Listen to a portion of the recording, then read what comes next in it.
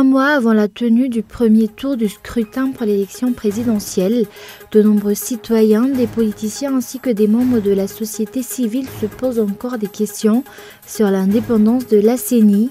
Face à cela, le KMF Knoé a décidé de suivre de près le processus électoral. La manifestation pour la refondation qui a dû avoir lieu aujourd'hui sur la place du 13 mai n'a finalement pas eu lieu. Le stade de Maquis, dont l'usage a été accordé par la préfecture pour le même objectif, est également resté désert. Canicule au Japon, jusqu'ici il y a eu 80 décès et 35 000 personnes hospitalisées. La majorité des décès concernent les personnes âgées.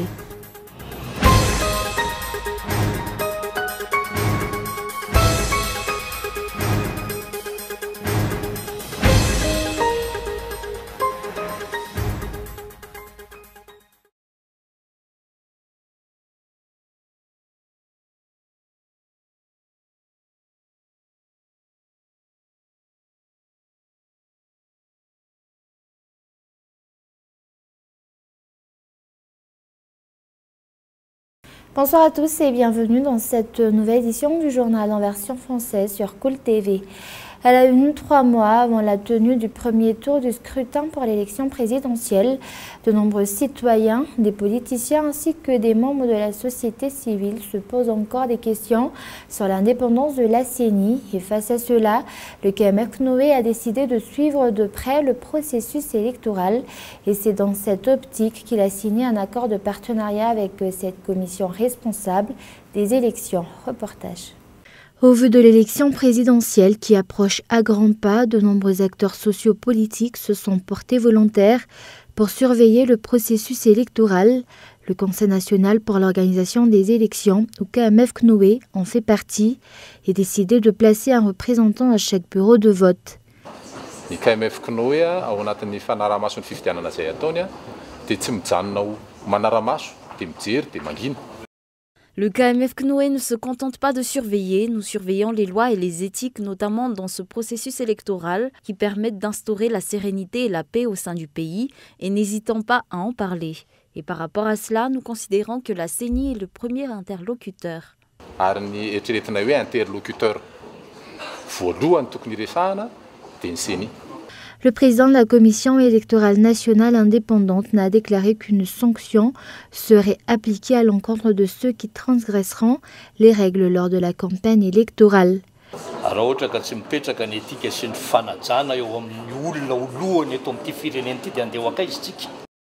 Si l'éthique et le respect ne sont pas respectés par les personnes qui veulent se retrouver à la tête de l'État, où ira ce pays ?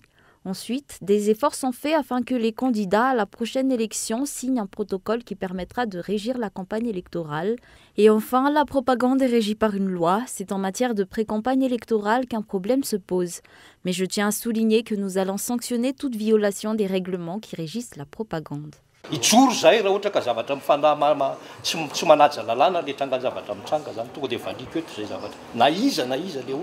Rappelons que 5000 nouveaux bureaux de vote vont devoir être mis en place avant le premier tour du scrutin qui se tiendra le 7 novembre prochain.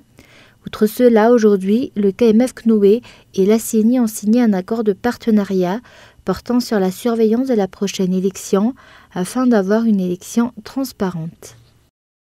Le ministère de l'Éducation nationale a changé de méthode pour pousser les enseignants à reprendre leur poste. Certains enseignants, notamment les enseignants non fonctionnaires ou FRAM, ont été mis sous pression pour reprendre les cours aujourd'hui. Reportage de Michael Ramarla. Aujourd'hui, le gouvernement a changé de méthode pour mettre la pression aux enseignants en grève afin de les pousser à reprendre le travail. Les proviseurs de chaque établissement ont mis en œuvre tous les moyens pour pousser les enseignants non fonctionnaires à reprendre les cours. Une situation qui finit par perturber les élèves qui ne savent plus si les cours reprennent réellement ou pas. Aujourd'hui, ils ont eu cours. Certains élèves ont témoigné de ce qui s'est passé, mais par peur, ont choisi de ne pas montrer leur visage.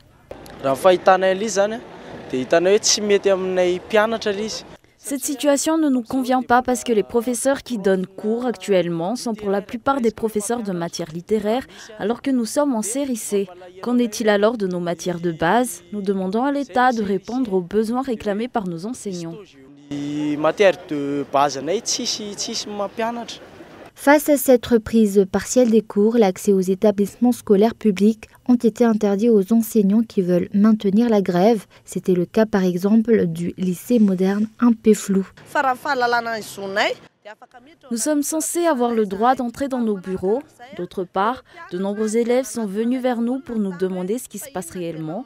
Nous leur avons expliqué que ce ne sont pas tous les enseignants du lycée moderne Impeflou qui reprennent les cours. Outre cela, les enseignants non fonctionnaires ont été menacés de ne jamais être recrutés s'ils ne retournaient pas immédiatement en cours. Ils n'ont même pas eu droit à une promesse de recrutement, mais plutôt à des menaces de ne pas être recrutés. Les enseignants en grève se sont regroupés peu à peu pour tenir une manifestation dans la cour du ministère de l'Éducation nationale. Comme à leur habitude, mais ont failli être bloqués à l'entrée par les agents des forces de l'ordre.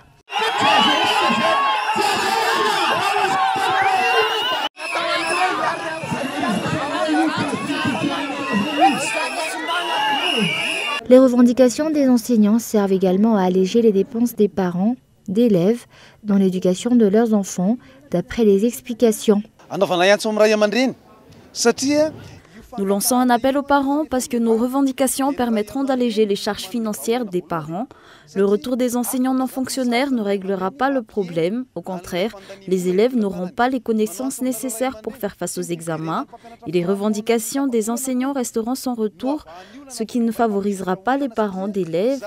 Pour le bien de tous, laissez-nous continuer à revendiquer nos droits. La grève des enseignants se poursuit et va continuer demain selon les explications, et ce, malgré les diverses pressions qui pèsent sur eux. Et comme nous l'avons annoncé dans les titres, la manifestation pour la refondation qui a dû avoir lieu aujourd'hui sur la place du 13 mai n'a finalement pas eu lieu. Le stade de Maki, dont l'usage a été accordé par la préfecture pour le même objectif, est également resté désert. Le CFM et des politiciens s'accordent à dire qu'une refondation est nécessaire. Toutefois, cela ne doit pas se faire en une courte durée et la tenue d'une élection est importante selon les explications. Les détails dans ce reportage de Feizo Rafale. Ce matin, des agents des forces de l'ordre ont rempli la place du 13 mai. La manifestation qui a été prévue aujourd'hui dans le but d'instaurer une refondation est donc tombée à l'eau. Les manifestants n'ont pas pu pénétrer le parvis de l'hôtel de ville d'Antananarivo.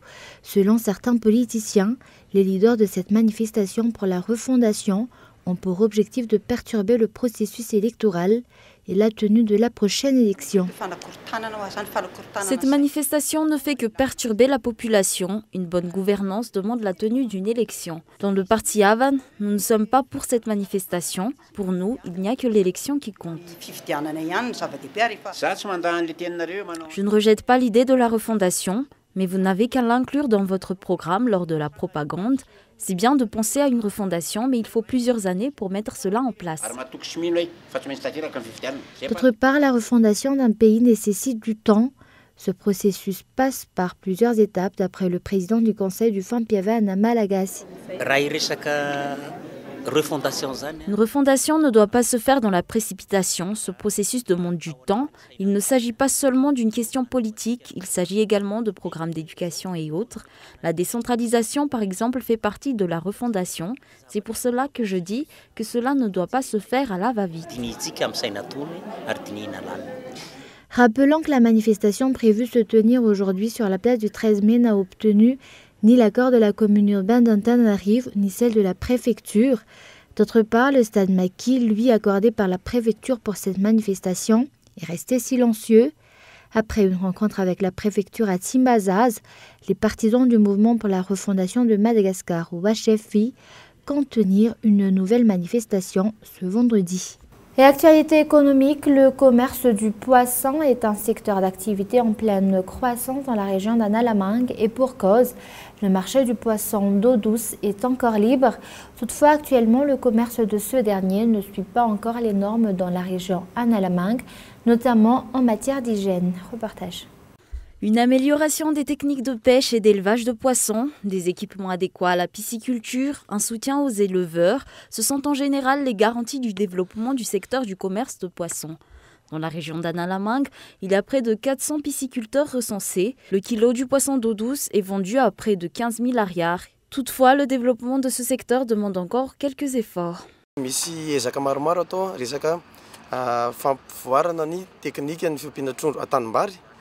De nombreux efforts sont actuellement effectués en matière de développement de la technique de pisciculture en eau douce, de recherche pour le développement de la pisciculture et de recherche de marché. C'est dans l'optique de cette recherche de marché que le projet a décidé de collaborer avec la MPE afin d'améliorer la qualité du poisson dans la région d'Analamangue.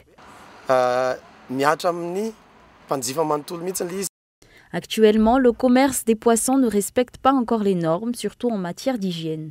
Ce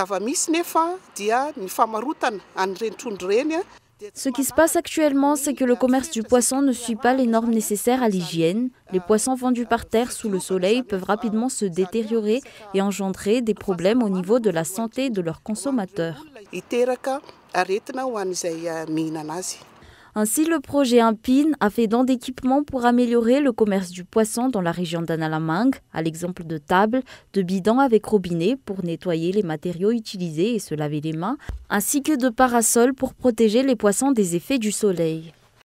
Et avant de passer aux actualités internationales, les infrastructures et les matériaux utilisés dans l'école primaire publique d'Ius Centre 1 dans le drain d'Urumbe sont en très mauvais état, et cela parce qu'aucune rénovation n'a été faite dans cet établissement depuis sa construction il y a 38 ans, malgré les demandes d'aide et de financement pour réparation, d'après les explications.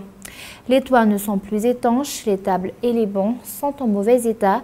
Des trous se sont formés dans les murs et pourtant, cette école reçoit encore des élèves. Les responsables au sein de cet établissement lancent ainsi un appel aux dirigeants afin que ces derniers réagissent face à cette situation. Et place maintenant aux actualités internationales. L'affaire Benalla continue. Les Républicains vont déposer une motion de censure à l'Assemblée nationale. Et deuxième jour également d'audition sur cette affaire. Reportage de France 24. C'est désormais à lui de s'expliquer devant les députés. Patrick Stroda, le directeur de cabinet d'Emmanuel Macron, celui que le ministre de l'Intérieur a clairement désigné comme l'autorité hiérarchique d'Alexandre Benalla. Monsieur Benalla, ne faisant pas partie des effectifs placés sous mon autorité, le cabinet du président de la République et la préfecture de police disposant de toutes les informations nécessaires pour agir, j'ai considéré que les faits signalés étaient pris en compte au niveau adapté. Et donc, je ne me suis plus occupé de ce sujet. Déjà entendu jeudi comme témoin, Patrick Stroda l'a reconnu. C'est lui qui a autorisé l'ancien collaborateur du président à participer à la manifestation du 1er mai en tant qu'observateur aux côtés de la police. C'est aussi lui qui a infligé à Alexandre Benalla une simple suspension temporaire de 15 jours après avoir eu connaissance des violences commises par l'ancien collaborateur de l'Élysée. Des responsabilités qui rendent son témoignage essentiel pour une partie de l'opposition. C'est donc au niveau du cabinet du président de la République qu'il faut aller chercher les responsabilités dans le comportement de M. Benalla le 1er mai, mais également dans l'intégralité des révélations qui sont faites depuis sur ses passe-droits, sur les compétences qui lui ont été accordées, sur la manière dont il en a usé et même manifestement abusé. Mais si elle espère des réponses, l'opposition ne veut pas non plus que les responsabilités de Patrick Stroda n'éclipsent celles des autres. Car à 66 ans, celui qui doit prendre sa retraite au mois d'octobre fait figure de fusible idéal. De nombreux députés réclament désormais d'auditionner le président de la République lui-même. Et canicule au Japon. Jusqu'ici, il y a eu 80 décès et 35 000 personnes hospitalisées. La majorité des décès concernent les personnes âgées. France 24. Ombrelle, éventail ou brumisateur, ces Japonais utilisent tous les moyens possibles pour se rafraîchir. Mais impossible d'échapper à la canicule sans précédent qui frappe le pays. Dans la région de Tokyo, le mercure a atteint 40,3 degrés, une première à l'intérieur de la métropole. J'ai l'impression que les saisons se sont décalées d'une vingtaine de jours, comme par exemple pour la récente saison des pluies qui a pris fin plus tôt cette année. C'est à se demander si ce n'est pas à cause du réchauffement climatique. Débutée il y a 3 semaines, cette vague de chaleur a déjà fait des dizaines de morts et conduit 35 000 personnes à l'hôpital. Principales victimes, des personnes âgées et des enfants. Face à cette situation inédite, le gouvernement japonais a décidé de subventionner l'installation de climatiseurs dans les écoles et les collèges dès l'année prochaine. La canicule a aussi un impact sur le tourisme. Je suis guide spécialisé dans les sites naturels. Et des visites ont été annulées à cause de la chaleur. Ces températures records inquiètent alors que le Japon organisera les Jeux Olympiques de 2020 en plein cœur de l'été. Et avant de se quitter, je vous rappelle les grands points de ce journal. 3 mois avant la tenue du premier tour du scrutin pour l'élection présidentielle, de nombreux citoyens, des politiciens ainsi que des membres de la société civile se posent encore des questions sur l'indépendance de la CENI. Et face à cela, le CAMEF CNOE a décidé de suivre de près le processus électoral. Et la manifestation pour la refondation qui a dû avoir lieu aujourd'hui sur la place du 13 mai n'a finalement pas eu lieu. Le stade du Maquis, dont l'usage a été accordé par la préfecture pour le même objectif, est également resté désert. Et canicule au Japon. Jusqu'ici, il y a eu 80 décès et 35 000 personnes hospitalisées. La majorité des décès concernent les personnes âgées. Et voilà, c'est la fin de ce journal. Merci de votre fidélité. Au revoir et passez une excellente soirée sur Cool TV.